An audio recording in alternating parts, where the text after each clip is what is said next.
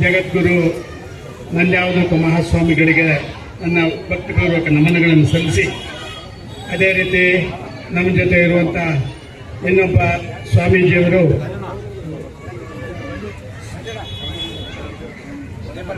ಸ್ವಾಮೀಜಿಯವರಿಗೆ ನನ್ನ ಭಕ್ತಿಪೂರ್ವಕ ನಮನಗಳನ್ನು ಸಲ್ಲಿಸಿ, ವೇದಿಕೆ ಮೇಲೆ ಉಪಸ್ಥಿತರಿರುವಂಥ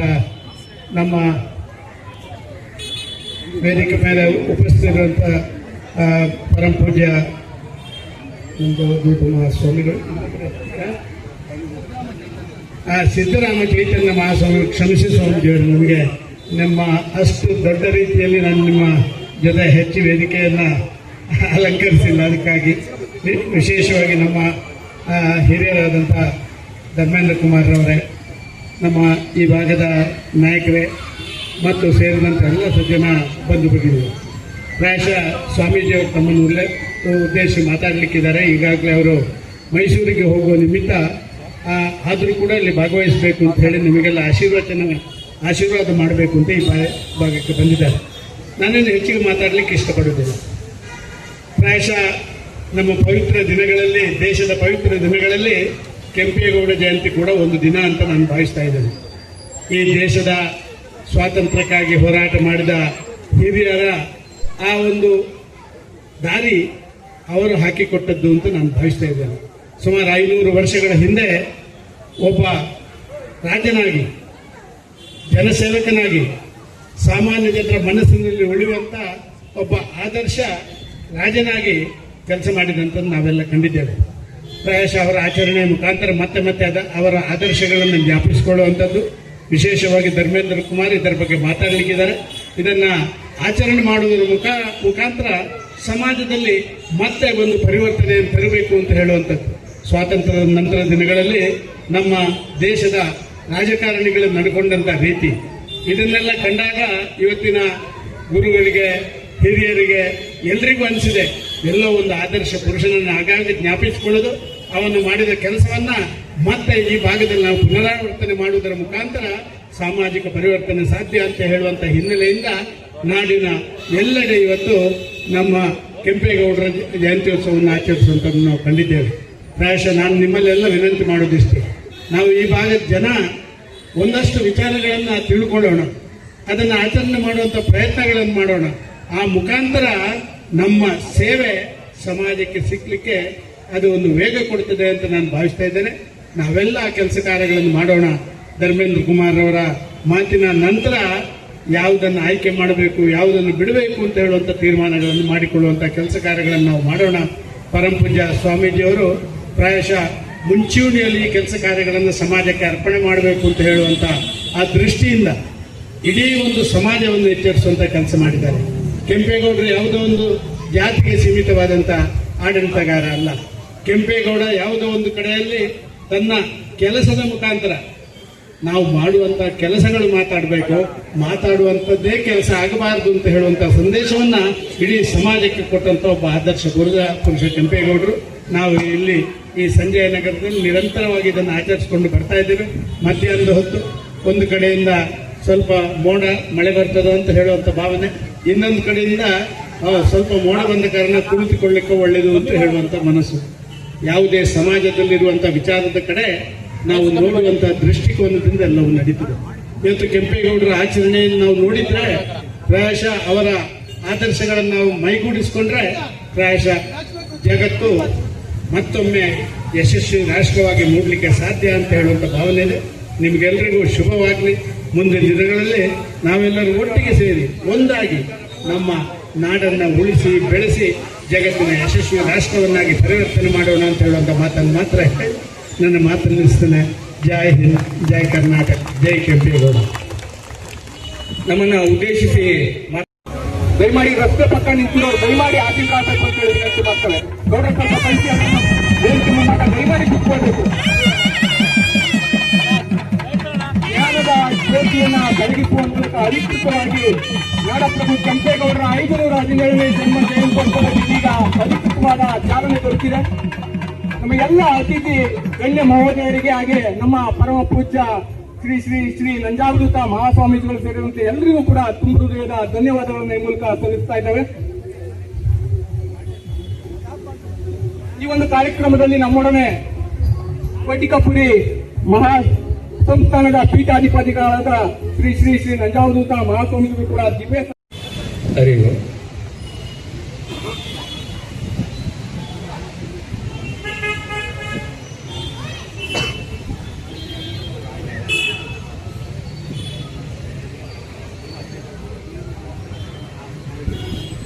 ಅರಿವು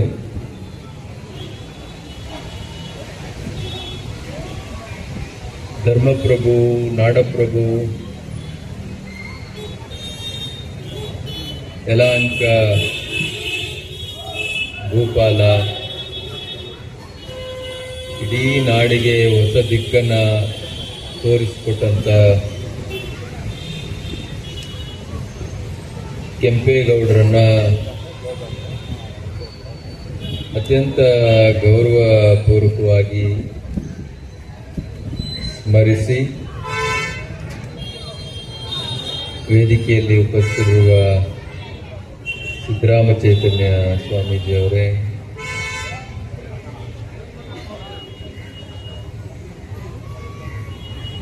ನಾಡಿನ ಪ್ರಾಮಾಣಿಕ ರಾಜಕೀಯ ಮುತ್ಸದ್ದಿಗಳಲ್ಲಿ ಅತ್ಯಂತ ವಿರಳ, ಅತ್ಯಂತ ಪ್ರಾಮಾಣಿಕ ಮುಖ್ಯಮಂತ್ರಿಗಳಾಗಿದ್ದಂಥ, ಕೇಂದ್ರ ಮಂತ್ರಿಗಳಾಗಿದ್ದಂಥ, ಇಲ್ಲಿ ನಿಮ್ಮೆಲ್ಲರ ಜೊತೆಯಲ್ಲಿ ಇದ್ದು ನಿಮ್ಮೆಲ್ಲರಿಗೂ ಮಾರ್ಗದರ್ಶನ ನೀಡ್ತಾ ಇರುವಂಥ ನಮ್ಮ ಸಮುದಾಯದ ಹಿರಿಯ ಮುತ್ಸದ್ದಿಗಳಾದಂಥ ಸನ್ಮಾನ್ಯ ಶ್ರೀ ಡಿ.ವಿ. ಸದಾನಂದ ಗೌಡರವರೇ,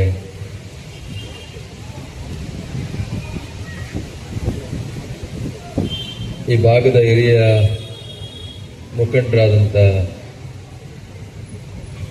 ಹನುಮಂತೇಗೌಡ್ರೆ, ಇವತ್ತಿನ ಪ್ರಮುಖ ಭಾಷಣಕಾರರು, ಇತಿಹಾಸ ತಜ್ಞರು, ಅವರು ವೃತ್ತಿಯಿಂದ ಇಂಜಿನಿಯರ್ ಆದರೂ ಕೂಡ ಪ್ರವೃತ್ತಿಯಿಂದ ಇತಿಹಾಸದ ಬಗ್ಗೆ ಬಹಳ ಆಳವಾದ ಜ್ಞಾನವನ್ನು ಹೊಂದಿರುವಂಥ ಧರ್ಮೇಂದ್ರ ಕುಮಾರ್ ಅವರೇ, ಈ ಸಮಿತಿಯ ಅಧ್ಯಕ್ಷರಾದಂಥ ಶಿವಕುಮಾರ್ ಅವರೇ, ನಾರಾಯಣರವರೇ, ಕಾರ್ತಿಕ್ ಅವರೇ, ಇನ್ನಿತರ ಎಲ್ಲ ಇರೋರೆಲ್ಲ ಹೆಚ್ಚು ಕಮ್ಮಿ ಮುಖಂಡ್ರೆ, ಎಲ್ಲ ಮುಖಂಡ್ರೆ, ಕೆಂಪೇಗೌಡರ ಅಭಿಮಾನಿ ವೃಂದದವರೇ, ಆಸ್ತಿಕ್ ಮಾಸ್ಟರ್, ಕೆಂಪೇಗೌಡರನ್ನ ನೆನಪು ಮಾಡೋದು ಹಾಗೆ ಅಂತ ಹೇಳಿದ್ರೆ ನಮ್ಮ ಇತಿಹಾಸವನ್ನ ನಾವು ಮತ್ತೆ ಮತ್ತೆ ಮೆಲುಕಾಕುವಂಥದ್ದು, ನಮ್ಮನ್ನ, ನಮ್ಮ ಪೂರ್ವಜರನ್ನ ಮತ್ತೆ ಮತ್ತೆ ನಾವು ತಿರುಗಿ ನೋಡುವಂಥದ್ದು. ಯಲಹಂಕ ನಾಡಪ್ರಭುಗಳಾಗಿ ಒಂದು ಸಣ್ಣ ಸಾಮಂತಿಕೆಯ ಪಾಳೆಗಾರರ ಕೆಂಪೇಗೌಡರು ಈ ನಾಡಿಗೆ ಅಡಿಪಾಯ ಹಾಕಿದ್ರು. ನಾವು ಅಂದ್ಕೊಳ್ತೀವಿ ಬೆಂಗಳೂರಿಗೆ ಅಡಿಪಾಯ ಹಾಕಿದ್ರು. ಗೌಡರು ಮುಖ್ಯಮಂತ್ರಿಗಳಾಗಿದ್ರು, ಬಡ್ಜೆಟ್ ಅನ್ನು ಕೂಡ ಮಂಡಿಸಿದ್ದಾರೆ. ಅವ್ರಿಗೆ ಗೊತ್ತು ಬೆಂಗಳೂರಿನಿಂದ ಎಷ್ಟು ಆದಾಯ ಬರುತ್ತದೆ, ರೆವಿನ್ಯೂ ಎಷ್ಟು ಜನರೇಟ್ ಆಗ್ತದೆ ಅಂತೇಳಿ ಮಾನ್ಯ ಸದಾನಂದ ಗೌಡರು ಗೊತ್ತು. ಹೆಚ್ಚು ಕಮ್ಮಿ 80-85% ಬಡ್ಜೆಟ್ನ ಆದಾಯ ಬೆಂಗಳೂರು ಒಂದರಿಂದಲೇ ಬರ್ತದೆ. ಕೆಂಪೇಗೌಡರು ಬೆಂಗಳೂರಿಗಷ್ಟೇ ಅಡಿಪಾಯ ಹಾಕಲಿಲ್ಲ, ಇನ್ನು 500 ವರ್ಷಗಳ ನಂತರ ಗೌಡರು ಹೇಳ್ತಾ ಇದ್ರು, ನಾವು ಈಗ ಸ್ಮಾರ್ಟ್ ಸಿಟಿಯನ್ನ ಕಲ್ಪನೆಯಲ್ಲಿಟ್ಕೊಂಡು ಮೋದಿಯವರ ನೇತೃತ್ವದಲ್ಲಿ ದೇಶದಲ್ಲಿ ಮಾಡ್ತಾ ಇದ್ದೇವೆ. ಆದರೆ ಇದಕ್ಕೆ ಮುನ್ನೋಟ ಕೊಟ್ಟಂತವರು 500 ವರ್ಷಗಳಿಂದನೇ ಮಹಾರಾಜರಾಗಿದ್ದಂಥ ಕೆಂಪೇಗೌಡರು. ಎಂಥ ರಸ್ತೆಗಳಿರಬೇಕು, ಒಂದು ಊರು ಹಾಗೆ ಅಂತ ಹೇಳಿದ್ರೆ ಹೇಗಿರಬೇಕು, ಅದು ಸಮುದ್ರ ಮಟ್ಟದಿಂದ ಎಷ್ಟು ಎತ್ತರದಲ್ಲಿರಬೇಕು, ಒಂದು ಮಹಾನಗರ ಆಗ್ಲಿಕ್ಕೆ ಯೋಗ್ಯವಾದಂತಹ ಸ್ಥಳ ಯಾವುದು, ಇದೆಲ್ಲವನ್ನು ಕೂಡ 500 ವರ್ಷಗಳ ಹಿಂದೆನೆ ಮನಗಂಡಂತ ಕೆಂಪೇಗೌಡರು ದೊಡ್ಡ ದೊಡ್ಡ ರಸ್ತೆಗಳನ್ನು ಮಾಡಿ, ದೊಡ್ಡ ದೊಡ್ಡ ಉದ್ಯಾನವನಗಳನ್ನು ಕೊಟ್ಟು, ನೂರಾರು ಕೆರೆಕಟ್ಟೆಗಳನ್ನು ಯಾವತ್ತೂ ಕುಡಿಯೋ ನೀರಿಗೆ ತತ್ವಾರ ಆಗಬಾರ್ದು ಹಾಗೆ ಅಂತೇಳಿ ನೂರಾರು ಕೆರೆಕಟ್ಟೆಗಳನ್ನು ಕಟ್ಟಿ, ನಮ್ಮ ಮಕ್ಕಳು ವಿದ್ಯಾಭ್ಯಾಸದಿಂದ ವಂಚನೆ ಆಗಬಾರ್ದು, ವಂಚಿತರಾಗಬಾರ್ದು ಹಾಗೆ ಅಂತೇಳಿ ಹಲವಾರು ಮಠಗಳನ್ನು ಹುಟ್ಟಾಕಿ ಅವರಿಗೆ 100 ಎಕರೆ ಜಮೀನುಗಳನ್ನು ಕೊಟ್ಟು ಅಲ್ಲಿ ಗುರುಕುಲಗಳನ್ನು ಸ್ಥಾಪನೆ ಮಾಡಿದರು. ಇವೆಲ್ಲ ಧರ್ಮೇಂದ್ರ ಪ್ರಧಾನರವರ ಮಾತುಗಳನ್ನು ಕೇಳಿದ್ರೆ ನಿಮ್ಗೆಲ್ರಿಗೂ ಕೂಡ ಅರ್ಥ ಆಗ್ತದೆ. ಅವ್ರು ಮಾತನಾಡೋರು ಕೂಡ ಇದ್ದಾರೆ, ನಮಗಿನ್ನ ಹೆಚ್ಚು ಅವ್ರು ಮಾತನಾಡಬೇಕು. ನಾವೆಲ್ಲ ಕೆಂಪೇಗೌಡರನ್ನ, ಕೃಷ್ಣದೇವರಾಯರ ಮಾರ್ಗದರ್ಶನ, ಅಚ್ಯುತರಾಯನ ಮಾರ್ಗದರ್ಶನ ಒಳ್ಳೆ ತಪ್ಪೇನಿಲ್ಲ. ಕೆಂಪೇಗೌಡರಿಗೆ ಆ ಇಚ್ಛೆ ಇಲ್ಲ ಅಂದಿದ್ರೆ, ಕೆಂಪೇಗೌಡರಿಗೆ ಆ ಕಟ್ಟುವಂತ ಗುಣ ಇಲ್ಲ ಅಂತ ಹೇಳಿದ್ರೆ, ಕೆಂಪೇಗೌಡರಿಗೆ ಅಂತ ನಾಯಕತ್ವ ಇಲ್ಲ ಹಾಗೆ ಅಂತ ಹೇಳಿದ್ರೆ, ಬರಡು ಭೂಮಿಯಾಗಿದ್ದಂತ ಬೆಂಗಳೂರು ಮಹಾನಗರವನ್ನ ಹೇಗೆ ಅವರು ಕಟ್ಟಲಿಕ್ಕೆ, ಗುರುತಿಸಲಿಕ್ಕೆ ಸಾಧ್ಯ ಆಗ್ತಾ ಇತ್ತು? ನಾನು ಇತಿಹಾಸ ನೋಡ್ತಾ ಇದ್ದೆ, ಧರ್ಮೇಂದ್ರ ಪ್ರಧಾನರವರು ಕೂಡ ಹೇಳ್ತಾರೆ, ಆ ಪ್ರಧಾನ ಅಲ್ಲ, ಧರ್ಮೇಂದ್ರ ಕುಮಾರ್ ಅವರು, ಧರ್ಮೇಂದ್ರ ಪ್ರಧಾನರವರು ಕೇಂದ್ರ ಮಂತ್ರಿ, ಅವರು ಇತಿಹಾಸದಲ್ಲಿ ಪ್ರಧಾನರಾದ್ರಿಂದ ಅವರು ಒಂಥರ ಪ್ರಧಾನರು. ಇತಿಹಾಸ ಆಸಕ್ತಿ ಬಹಳ ಕಷ್ಟ. ಒಂದು ಅಕ್ಷರ ಹೆಚ್ಚು ಕಮ್ಮಿ ಆದ್ರೂ ಡೆಫಾರ್ಮೇಶನ್ ಕೇಸ್ಗಳೇ ಹಾಕ್ಬಿಡ್ತಾರೆ. ಎಷ್ಟು ಅಧ್ಯಯನ ಬೇಕು. ಕೃಷ್ಣದೇವರಾಯರು ಐಕ್ಯರಾಗಿದ್ದು ಯಾವ ಸಂದರ್ಭದಲ್ಲಿ, ಬೆಂಗಳೂರಿಗೆ ಅಡಿಪಾಯ ಹಾಕಿದ್ದು ಯಾವ ಸಂದರ್ಭದಲ್ಲಿ? ಹಾಗಾಗಿ ಕೆಂಪೇಗೌಡರು ಒಂದು ರೀತಿ ಅವರನ್ನೇ ಅವರು ಮೇಡ್ ಮಾಡಿಕೊಂಡಂಥವ್ರು. ಆದ್ರೆ ಅವರಿಗೆ ಮಾದರಿ ಆಗಿದ್ದಂಥವರು ಕೃಷ್ಣದೇವರಾಯರ ಆಸ್ಥಾನ. ಒಬ್ಬ ಸಣ್ಣ ಕುಟುಂಬದಲ್ಲಿ ಹುಟ್ಟಿದಂತ ವ್ಯಕ್ತಿ ಎಲ್ಲೋ ವಿಜಯನಗರ ಸಾಮ್ರಾಜ್ಯದ ವೈಭವವನ್ನು ನೋಡಿ, ನಾನು ಕೂಡ ಯಾವತ್ತಾದ್ರೂ ಇಂಥ ಒಂದು ಭವ್ಯ ನಗರಿಯನ್ನ ನಿರ್ಮಾಣ ಮಾಡಬೇಕು ಹಾಗೆ ಅಂತೇಳಿ ಹೊರಟು ಎಲ್ಲೂ ಒಕ್ಕಲಿಗರ ಪೇಟೆ ಇಲ್ಲ. ಕೆಂಪೇಗೌಡರು ಮೂಲತಃ ಒಕ್ಕಲಿಗರು, ಎಲ್ಲ ಒಕ್ಕಲಿಗರ ಪೇಟೆಯನ್ನು ಕಟ್ಟಲಿಲ್ಲ. ಅವರು ತಳ ಸಮುದಾಯಗಳನ್ನು ಗುರುತಿಸಿ ಅವರ ವೃತ್ತಿ ಯಾವುದು ಹಾಗೆ ಅಂತೇಳಿ ಮನಗಂಡು ಅವರನ್ನು ಮುಖ್ಯವಾಹಿನಿಗೆ ತಂದು ಅವರದೇ ಹೆಸರುಗಳಲ್ಲಿ ಪೇಟೆಗಳನ್ನು ಮಾಡಿ ಅವರು ಮಾಡಿದಂಥ ಉತ್ಪನ್ನಗಳಿಗೆ ಅಂತಾರಾಷ್ಟ್ರೀಯ ಮಟ್ಟದಲ್ಲಿ ಬೆಲೆಗಳನ್ನು ಕೊಡಿಸಿದಂಥವ್ರು ಕೆಂಪೇಗೌಡರು. ಅವಾಗಲೇ ಅರಬ್ ಕಂಟ್ರೀಸ್ ಇಂದ ಈಗ ವ್ಯಾಪಾರ ಮಾಡ್ಲಿಕ್ಕೆ ಬರ್ತಾ ಇದ್ರು ಅಂತ ಕೆಂಪೇಗೌಡರು ಮಾಡಿರುವಂತ ಮಾರುಕಟ್ಟೆನಲ್ಲಿ ಅಂತ ಉತ್ಕೃಷ್ಟವಾದ, ಅಂತ ಮೌಲ್ಯಭರಿತವಾದಂತ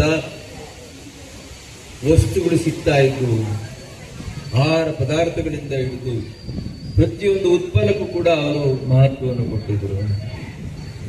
ಮುತ್ತು ರತ್ನಗಳನ್ನ ವಿಜಯನಗರದಲ್ಲಿ ಸೇರ್ಗಟ್ಲೆ ಅಳಿತಾ ಇದ್ದಿದ್ದನ್ನ, ಮಾರಾಟ ಮಾಡ್ತಾ ಇದ್ದಿದ್ದನ್ನ ನೋಡಿ ಇಲ್ಲಿ ಒಂದು ಮುತ್ಯಾಲ ನಗರಿ ಅಂತೇಳಿ ಮಾಡಿದ್ರು ಅಂತ. 64 ಪೇಟೆಗಳಲ್ಲಿ ಮುತ್ಯಾಲ ಪೇಟೆ ಅಂತ ಒಂದಿದೆ ಅಂತ. ಧರ್ಮೇಂದ್ರ ಕುಮಾರ್ ಅವರೇ, ನೀವು ಆಮೇಲೆ ಅದನ್ನ ಹೇಳ್ಬೇಕು, ನನಗೆ ಗೊತ್ತಿಲ್ಲ. ನಾನು ನೋಡಿದ್ದೆ ಇತಿಹಾಸದಲ್ಲಿ. ಅಂದ್ರೆ ಅಲ್ಲಿ ಮುತ್ತು ರತ್ನಗಳು ಕೂಡ ಮಾರಾಟ ಆಗ್ತಾ ಇತ್ತು ಅಂತ. ಒಬ್ಬ ಸಾಮಾನ್ಯ ಹುಡುಗ, ಒಂದು ಸಾಮಾನ್ಯ ಕುಟುಂಬದ ಹಿನ್ನೆಲೆಯಿಂದ ಬಂದಂತ ಹುಡುಗ ಕೆಂಪೇಗೌಡರನ್ನು ನೋಡಿ ವಿಜಯನಗರ ಸಾಮ್ರಾಜ್ಯವನ್ನ ಮಾನದಂಡವಾಗಿಟ್ಟುಕೊಂಡು ಯಾರ ಸಹಕಾರವೂ ಇಲ್ಲದೆ ಇಂಥ ಮಹಾನಗರವನ್ನು ಕಟ್ಟುತ್ತಾರೆ ಹಾಗೆ ಅಂತ ಹೇಳಿದ್ರೆ ಅವರ ಇಚ್ಛಾಶಕ್ತಿ ಯಾವುದು?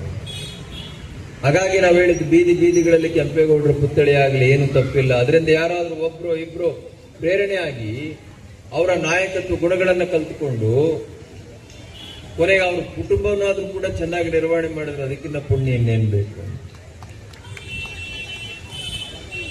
ಹಾಗಾಗಿ ಕೆಂಪೇಗೌಡರು ಇನ್ನು 1000 ವರ್ಷ ಹೋದ್ರೂ ಕೂಡ ಪ್ರಸ್ತುತರಾಗಿರುತ್ತಾರೆ. ನಾನು ಕಳೆದ ಈ ಮಹಾನಗರದಲ್ಲೇ ಆ ಕಡೆ RT ನಗರ ಭಾಗದಲ್ಲಿ ಒಂದು ನಮ್ಮ ಒಕ್ಕಲಿಗರ ಸಂಘದ ಅಡಿನಲ್ಲಿ ಒಂದು ಕಾರ್ಯಕ್ರಮ ಮಾಡಿದ್ರು. ನಾರಾಯಣ ಸ್ವಾಮಿ, ಹರೀಶ್ ಇವರೆಲ್ಲ ಸೇರ್ಕೊಂಡು ಅಲ್ಲಿ ಗೌಡ್ರು ಹೇಳ್ತಾ ಇದ್ರು, ಸದಾನಂದ ಗೌಡ್ರು ಈ ನಾಡು ಕಂಡಂತ ಅತ್ಯಂತ ಪ್ರಾಮಾಣಿಕ ಮುಖ್ಯಮಂತ್ರಿ.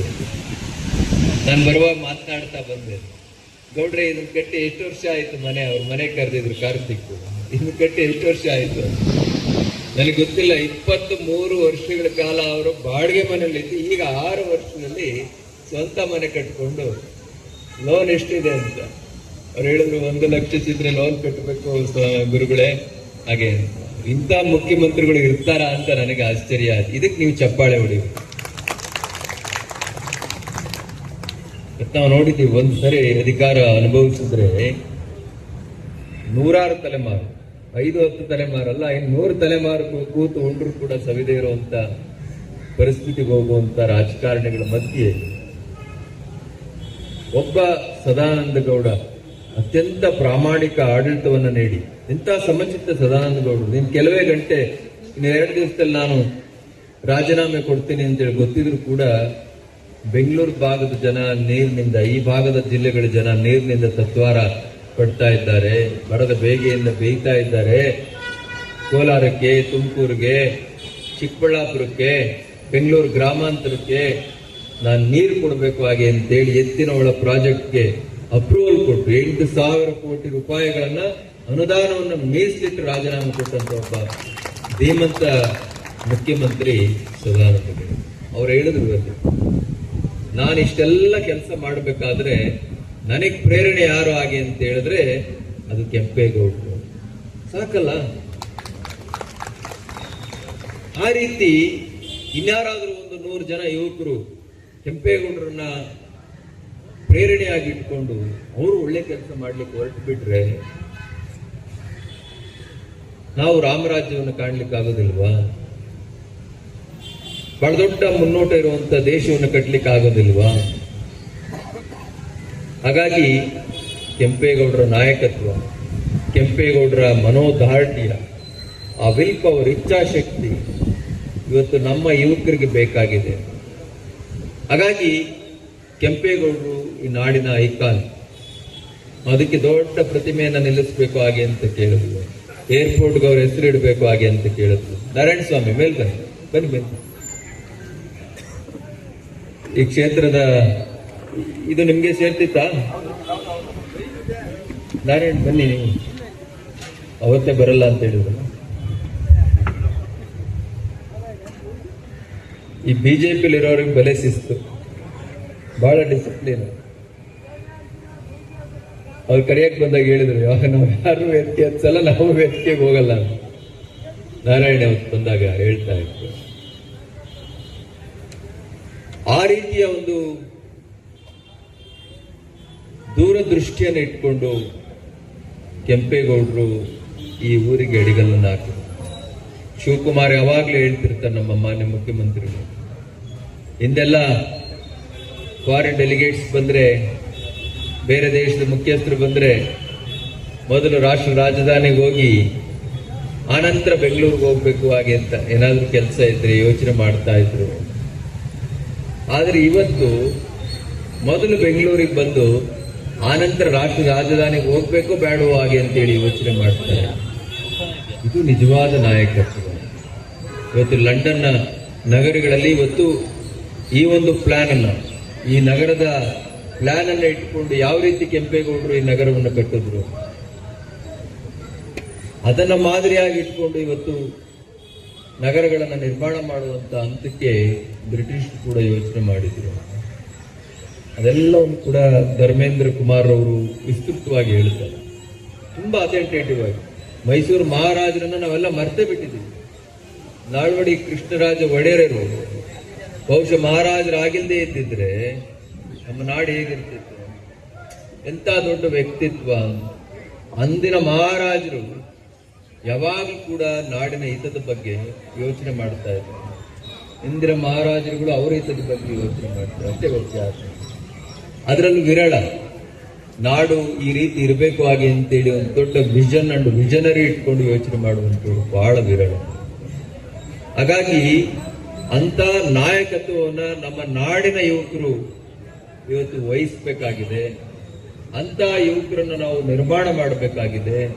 ಅಂತ ಸಮೃದ್ಧ ನಾಡನ್ನು ನಾವು ಇವತ್ತು ಕಟ್ಟಬೇಕಾಗಿದೆ. ಹಾಗಾಗಿ ಕೆಂಪೇಗೌಡರು ನಮ್ಗೆ ಯಾವತ್ತು ಪ್ರಸ್ತುತರಾಗಿರಬೇಕಾಗಿದೆ ಅನ್ನುವಂತ ಮಾತನ್ನ ಈ ಸಂದರ್ಭದಲ್ಲಿ ಹೇಳ್ತಾ, ಮೈಸೂರಿನಲ್ಲಿ ಬೇರೆ ಇನ್ನೊಂದು ಕಾರ್ಯಕ್ರಮ ಇರೋದ್ರಿಂದ ನಾವು ಬೇಗ ಹೊರಡ್ತಾ ಇದ್ದೀನಿ. ಮತ್ತೆ ಗೌಡ್ರು ಕೂಡ ಬಹಳ ಅರ್ಜೆಂಟ್ ಇತ್ತು. ಅವರು ಮಂಡ್ಯದಲ್ಲಿ ಒಂದು ದೊಡ್ಡ ಕಾರ್ಯಕ್ರಮ ಇತ್ತು. ಅವರು ಕೂಡ ಇಲ್ಲ ನಾವೆಲ್ಲ ಬಂದಿದ್ದೇವೆ, ನಾವು ಕೂಡ ಒಂದೆರಡು ಮಾತಾಡಿ ಆಮೇಲೆ ಹೊರಡ್ತೀನಿ, ನಮಗೆ ಕೆಂಪೇಗೌಡರು ಬಹಳ ಮುಖ್ಯ ಹಾಗೆ ಅಂತೇಳಿ ಅವರು ಕೂಡ ನಮ್ಮ ಜೊತೆನಲ್ಲಿ ಈ ಕಾರ್ಯಕ್ರಮಕ್ಕೆ ಆಗಮಿಸಿದ್ರು. ನನಗಂತೂ ಬಹಳ ಸಂತೋಷ.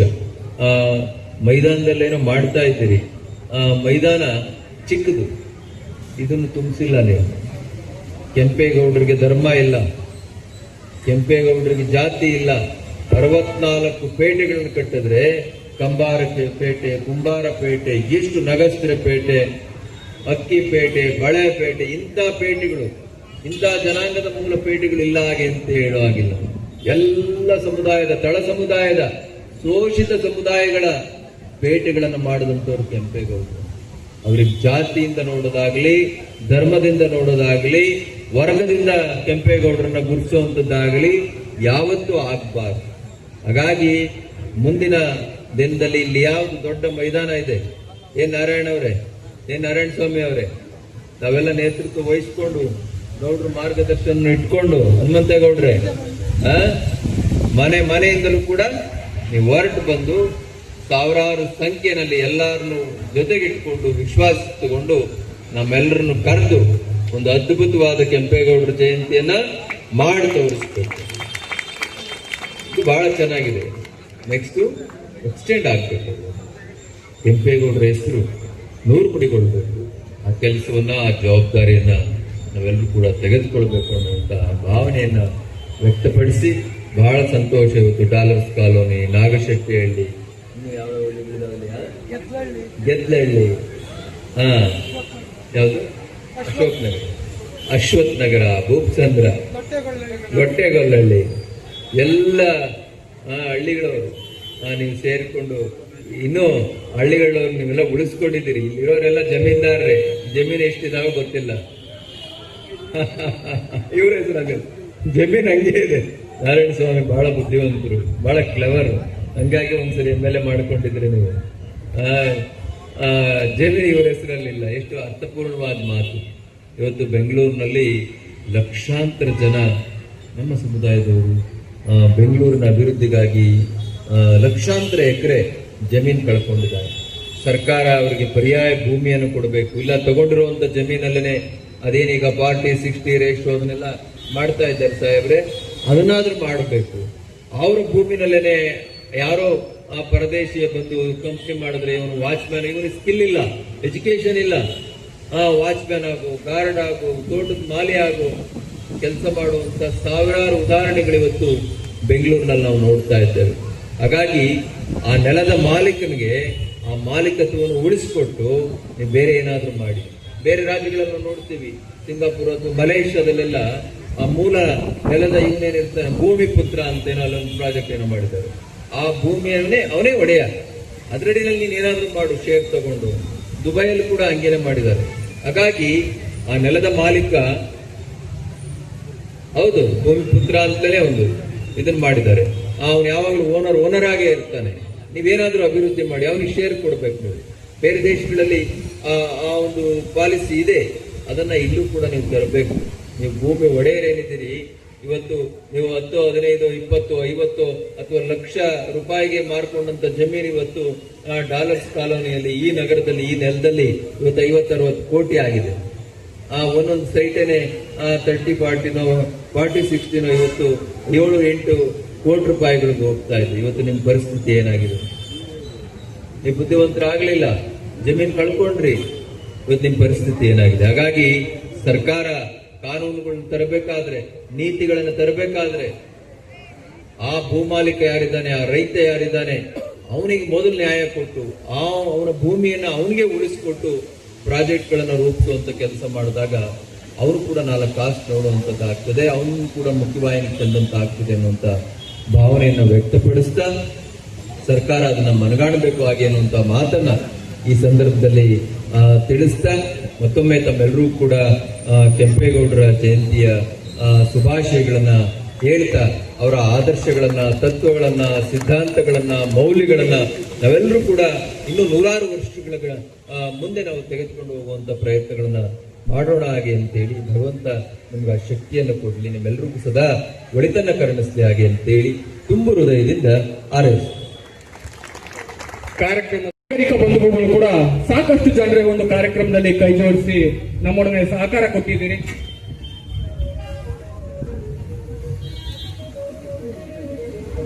ಕೆಂಪೇಗೌಡರು ಯಾವತ್ತಿಗೂ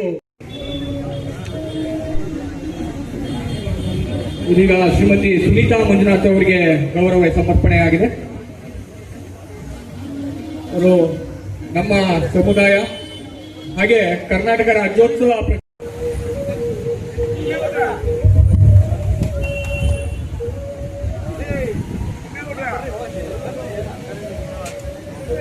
ಬನ್ನಿ ತಿಮ್ಮೇಗೌಡ್ರೆ, ಕಿಟ್ಟಣ್ಣ, ಎಲ್ರು ನಮ್ಮ ಎಲ್ಲ ನಾಡಪ್ರಭು ಕೆಂಪೇಗೌಡರ ಉತ್ಸವ ಸಮಿತಿಯ ಪ್ರಮುಖರುಗಳು ಈ ಒಂದು ಕಾರ್ಯಕ್ರಮದಲ್ಲಿ ಜೋಡಿಸಿಕೊಳ್ಬೇಕು.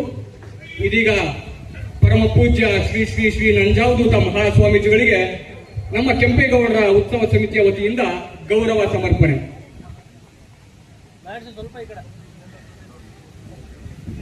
ಸ್ವಾಮೀಜಿಗಳು ಇನ್ನೊಂದು ಕಾರ್ಯಕ್ರಮದ ನಿಮಿತ್ತ ತುರ್ತಾಗಿ ತೆರಳಬೇಕಾಗಿದೆ, ಹಾಗಾಗಿ ಅವ್ರನ್ನ ಬೀಳ್ಕೊಡ್ಬೇಕಾಗತ್ತೆ. ನಾವು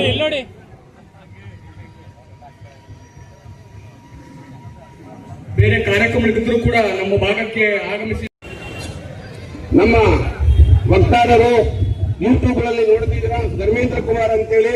ಅವ್ರ ಸಂಸ್ಕೃತಿ, ನಮ್ಮ ರಾಜ್ಯದ ಬಗ್ಗೆ, ನಮ್ಮ ಮಹಾರಾಜರ ಬಗ್ಗೆ ಕೆಂಪೆ ಅತಿ ವಿಶೇಷ